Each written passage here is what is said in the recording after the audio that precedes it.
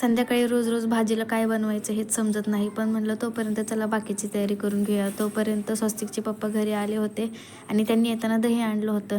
तर म्हटलं चला आज कढी बनवूया. कढी खायला आमच्या दोघांनाही फार आवडते आणि मी सोबत चहासुद्धा टाकला होता. पहिला आधी चहा पिऊन घेतला, त्यानंतर कढीची तयारी करायला घेतली. त्यासाठी हिरवी मिरची, लसूण, जिरं वाटून घेतलं आणि त्यानंतर मग कढईमध्ये तेल टाकलं आणि त्याच्यामध्ये सगळ्यात आधी बॉब्या तळून घेतल्या, कारण कढीसोबत काहीतरी वेगळं पाहिजे अजून खायला. त्यानंतर गावाकडनं कुरडया आणल्या होत्या, तर कुरडयासुद्धा तळून घेतल्या.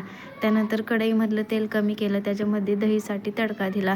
कढीपत्ता, जिरी, त्यानंतर मग हिरवी मिरचीचं वाटण केलं होतं ते सुद्धा टाकलं, हळद टाकली आणि साईडला जे दही घेतलं होतं घुसळून त्याच्यामध्ये 1 चमच बेसन टाकलं होतं, तर ते सुद्धा टाकून घेतलं आणि मस्तपैकी कढी तयार झाली होती. त्यानंतर मग जेवणाची तयारी झाल्यानंतर म्हटलं जेवण करून घेऊया, कारण मस्तपैकी कढीचा वास सुटला होता.